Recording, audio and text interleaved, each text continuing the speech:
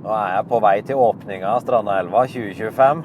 Det er 14. juni, og elva åpner 15. juni klokka 02:00.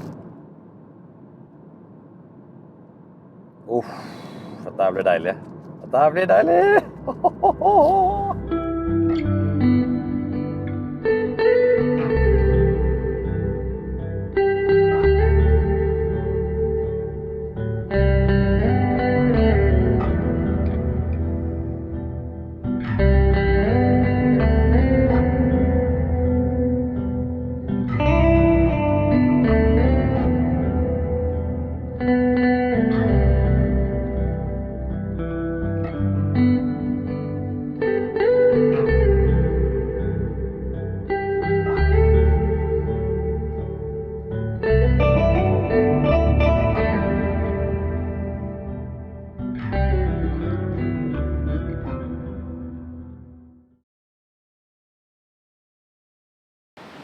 Klokka er 10.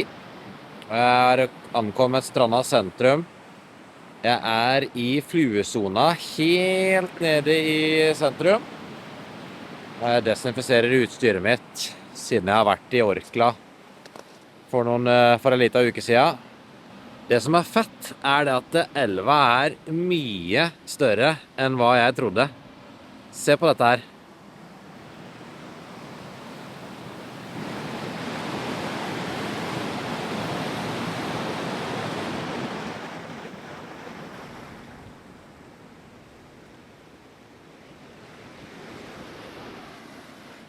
Kan det bli bedre?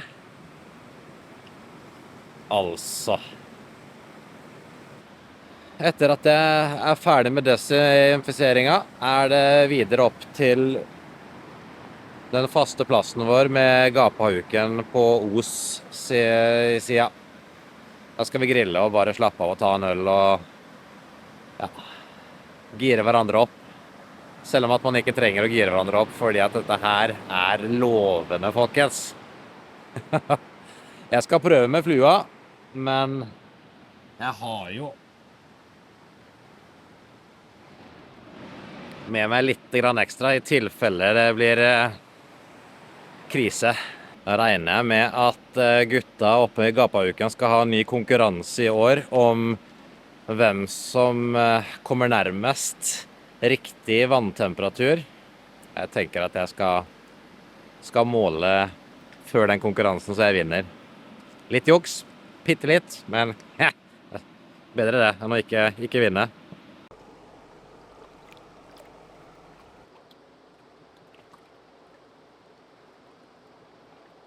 «13 grader. Oi, oi, oi. Her er det muligheter på flua, ass. Deilig. Hæ? Det er deilig.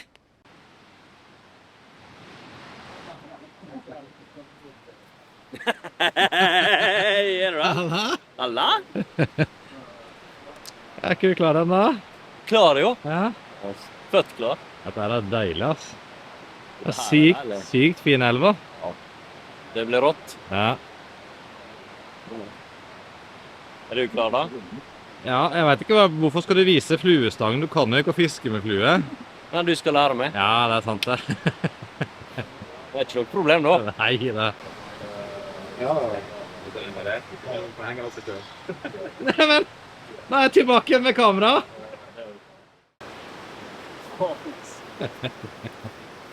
Ja, Ja, da er vi her igjen. det er faen.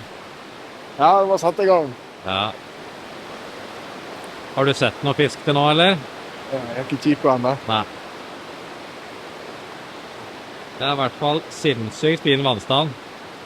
Bra med vann. Ja, deilig.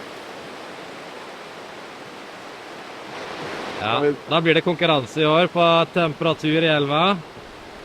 Hva gjetter du?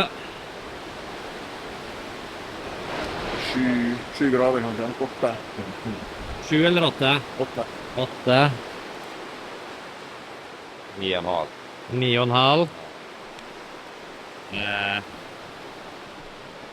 Jeg sier 12,5. Det er spredning. Ja, Ja, få ta en tur opp og høre. 10,3. 10,3. 7. 7. 9,7. 9,7. 10,1. Joakim. 8,7. 8,7. Jeg sa 12,5. Smeltevann? Det blir smeltevann. Vi får se. Hva du sier for noe? Jeg tror du bomma I år. Jo, for det. For det du traff ganske bra fjor, men det smeltevann. Jeg treffer alltid. Bare følg med. Bare følg med. Rett over 11. Rett over 11. Du har ikke løyet lenge nok. Ikke 11,5, men 11,5. Du har ikke løyet lenge nok. Hvem det som vant? Hold kjeften. Mangler jeg bare at jeg trekker. Du som var nærmest nå, nei? Jo, selvfølgelig.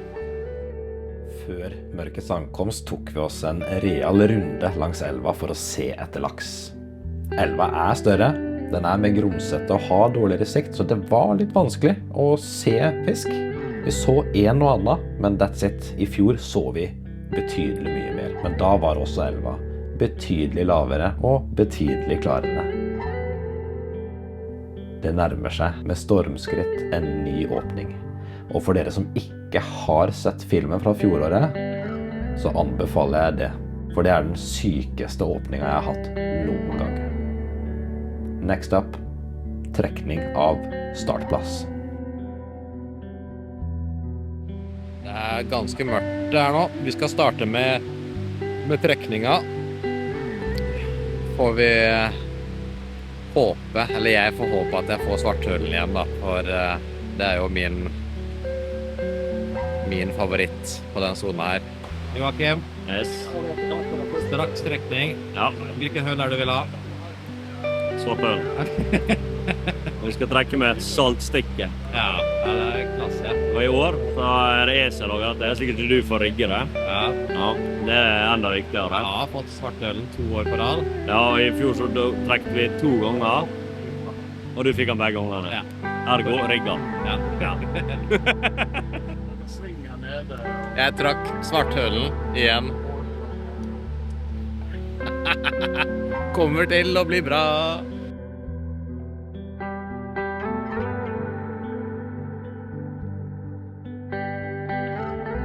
Endelig var det på tide å sette I gang.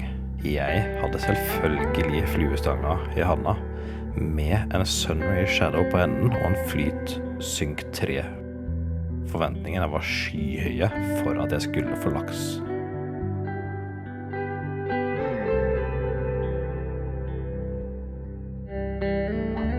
Det viste seg at det skulle ikke være så lett som I fjor. Og jeg kastet og kastet med klokketro på hvert eneste kast. Til slutt måtte jeg nok prøve meg på litt alternative metoder.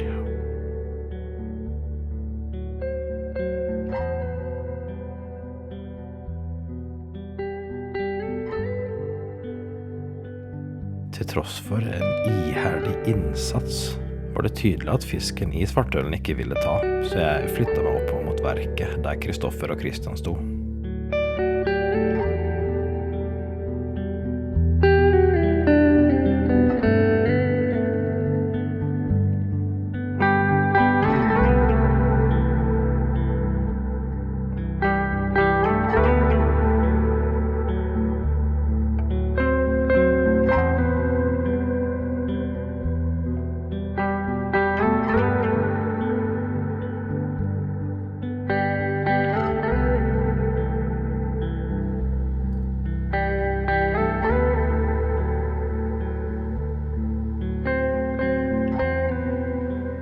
Nå var det min tur.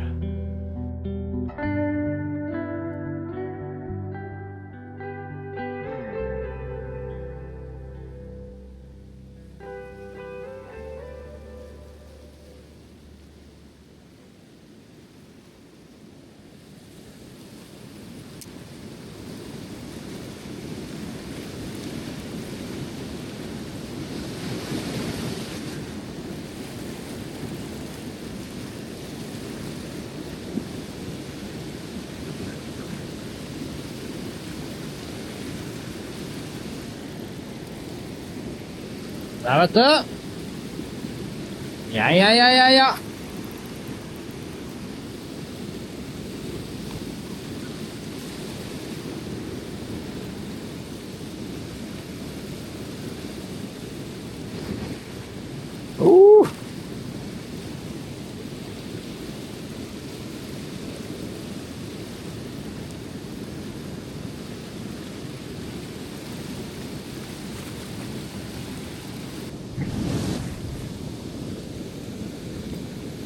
Ja, det er fin fisk.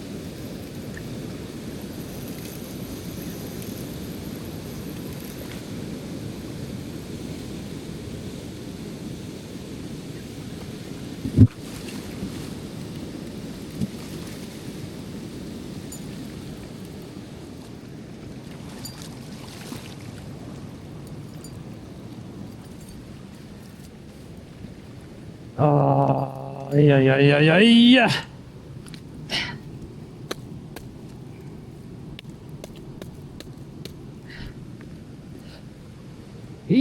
Ja da!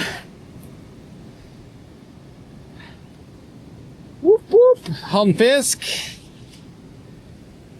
Deilig. Deilig. Og Strandaelva. Strandaelva, altså.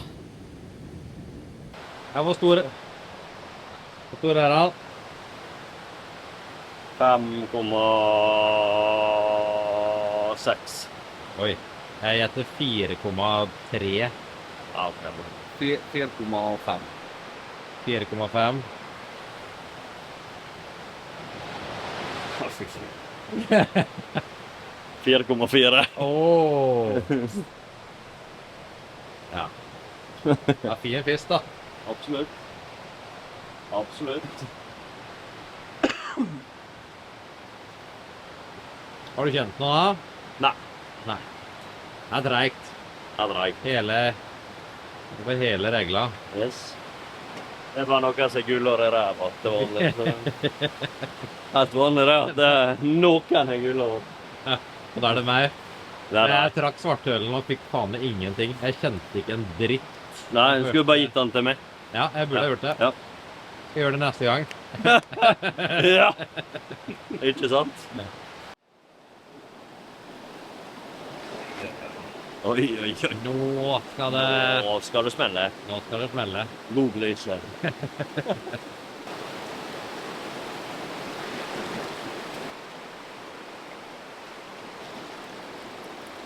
Jeg trodde faktisk den appa da. Gjør det? Jeg trodde det, men da...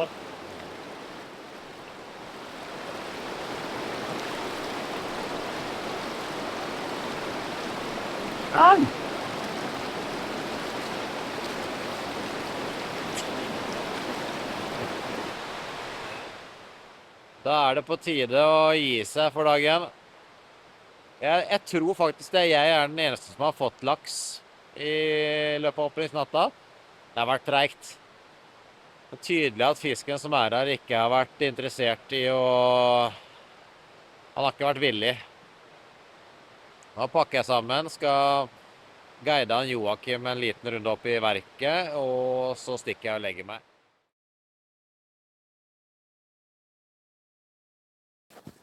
Da tar vi en liten timeout. Det er februar, snøen har lagt seg, og jeg sitter og redigerer denne filmen. Kjenner på et økende behov for å adressere et par ting med dere. Filmen er ikke ferdig etter dette her, så bare sett dere ned og slapp av. Der kommer mer, og der kommer mange godbiter. Jeg føler det at nå er ikke det greit lenger. Strandaelva er en fantastisk lakseelv som tilhører Storfjorden på Vestlandet. Storfjorden er en smal og veldig djup fjord, og har en mengde med lakseelver tilhørende seg.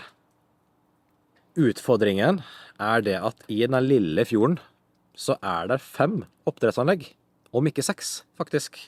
Og det regnes med at 50-60-70% avhengig av hvor i fjorden du er, dør på grunn av lakselus, altså smolten går ut og dør på grunn av påslaget av enorme mengder lus. Elver stenges rundt omkring, det er ikke mulig å åpne opp for fiske, fordi at her er ikke nok fisk som kommer tilbake igjen. Og vi regner nå med at rundt 2-3% av utvandrende smolt vender tilbake igjen levende. Tenk hvordan det hadde vært hvis det ikke var oppdrettsanlegg. Så spørsmålet mitt her er, hva er grunnen til at Strandaelva leverer stabilt år etter år, mens elvene rundt omkring stenger? Ja, dere som kjenner elva vet det. Elva kultiveres. Må stoppe en hal. Selv om at elva kultiveres, så betyr ikke det at vi slipper ut masse sånne gigafora smolt. Nei, det slippes ut som plommesekkyngel. Rettere sagt så får ikke yngel mat og blir fôret, og plutselig så detter det mat ned fra himmelen. Det har ikke vi noe troa på. Det vi ser er det at det vi gjør her i den elva, det fungerer. For dere som så på, dere faktisk la merke til på introduksjonsvideoen min, var det ene klippet, så ser du et oppdrettsanlegg bare 2,5-3 kilometer fra åpningen av Strandaelva. Er ikke det sjukt? Så all smolt som går ut naturlig fra elva, går bare peiser bort i et oppdrettsanlegg.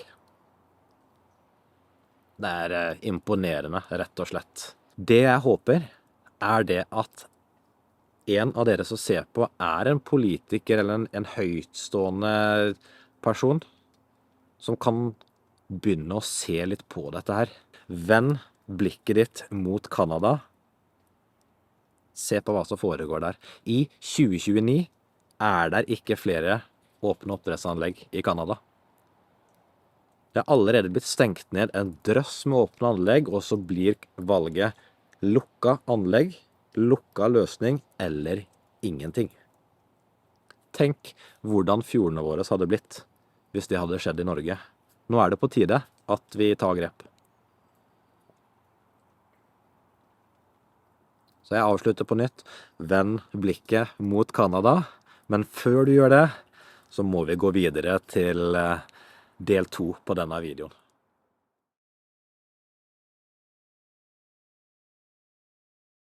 Da våkna jeg opp. Fikk jo en fisk i går, men klokka er 4 på dagen, så fiskekortet mitt har startet allerede. Helt andre forhold i dag. Det regner ganske mye innover dalen. Nå er det bare å få på seg klærne igjen. Spise litt mat først kanskje, og så durer vi på nytt. Det har blitt landet fisk i Osen. Flue. Så må nesten fiske litt mer med flue da, og ikke få helt panikken som vi går.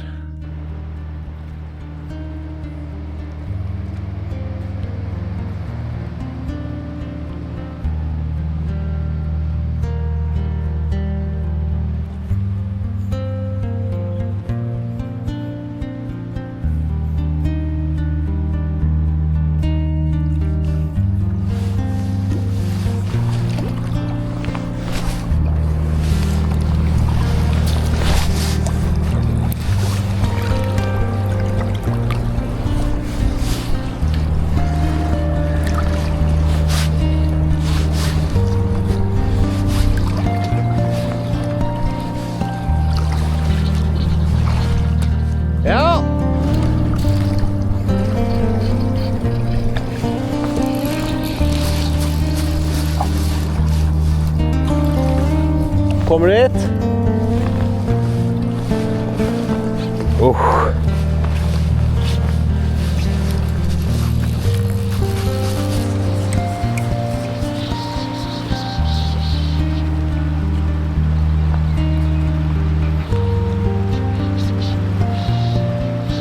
Kanskje det er sjøørret? Se da. Det er sjøørret.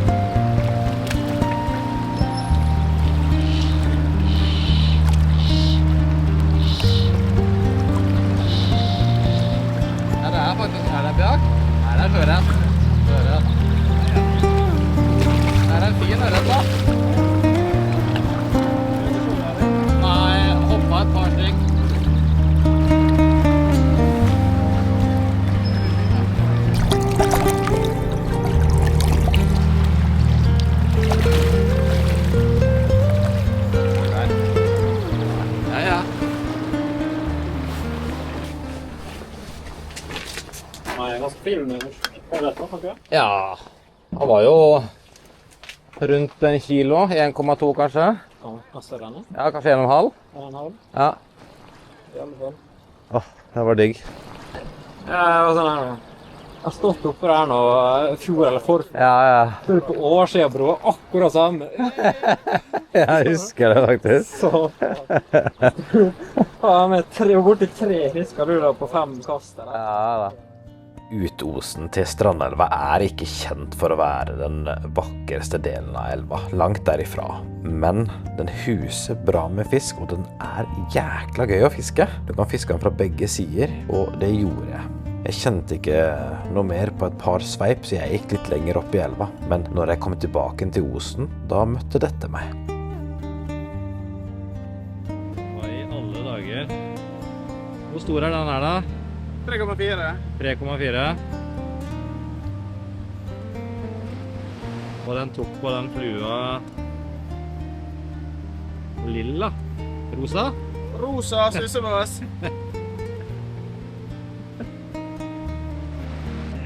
Deilig, deilig. Ja, så dette er første tohåndsen du har fått?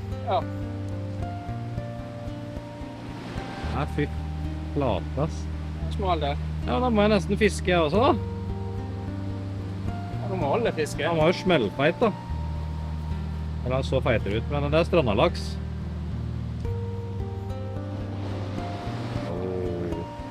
Var det lus på Anna?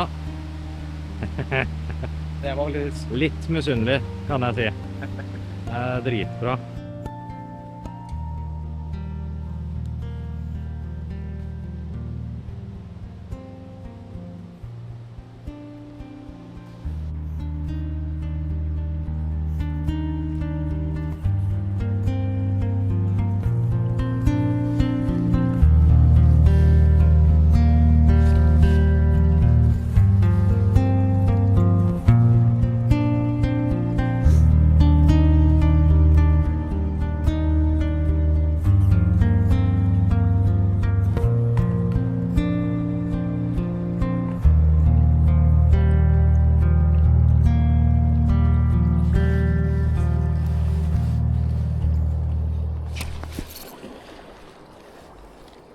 Å, satan. Satan. Satan, satan, satan, satan. Det der er fin fisk, det.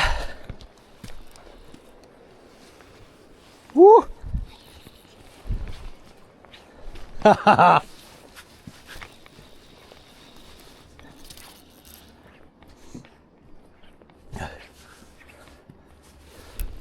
Oi, oi, oi.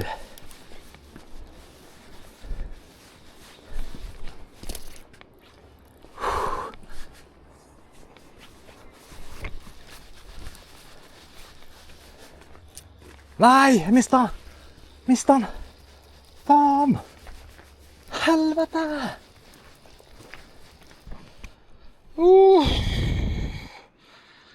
Så svær den der var. Ja, 10 kilo. Jeg regner med at han må ha vært noe i den dura. Det der var en grov fisk.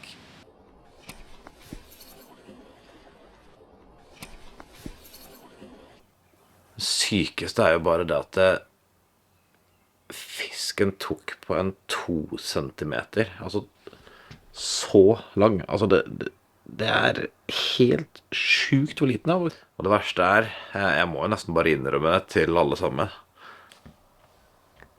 Jeg mistet den på grunn av, skal jeg innrømme det? Jeg mistet den på grunn av at knuten røyk.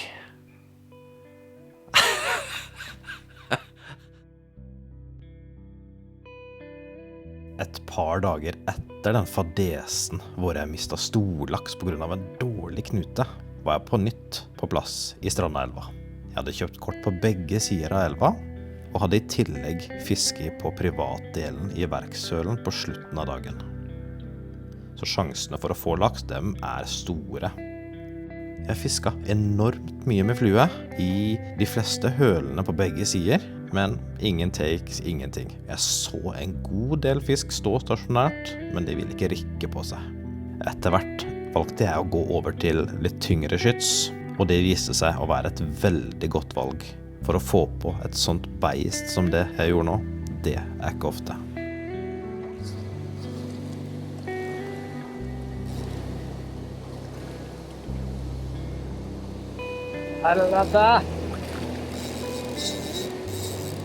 Det var ingen tvil om hvem som var sjefen i den kampen her, og jeg hadde ikke kjangs.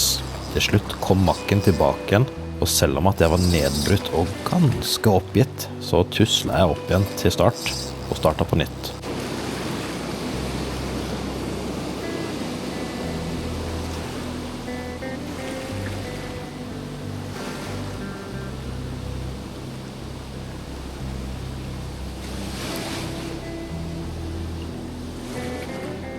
Jeg tok han. Satan! Det kommer til. Nå kommer det til å smelle.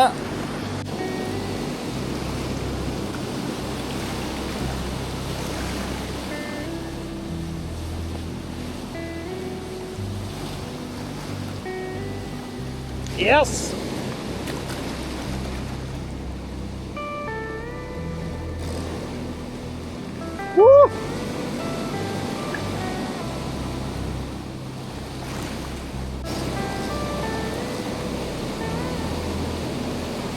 Man er beinhard.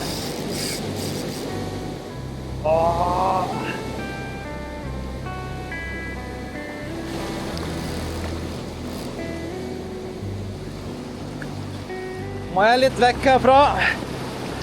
Han er på vei ut.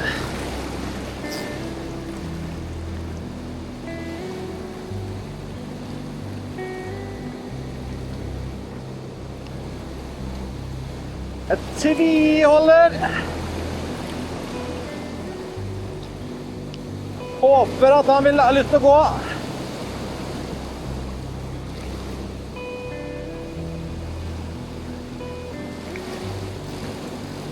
Yes! Der er han oppe i hølen igjen.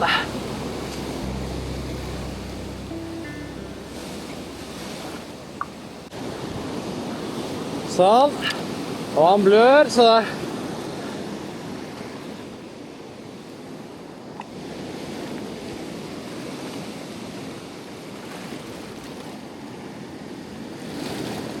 ja da!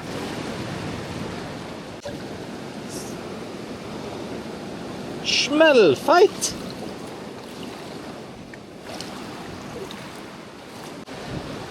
Herregud, han er 8 kilo cirka. Kanskje større også.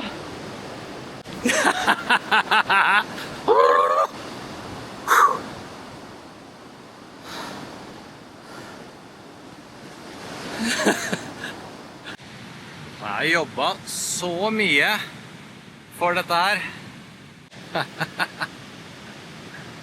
Ja, jeg har ikke ord. Det der fortjente jeg faktisk. Steike.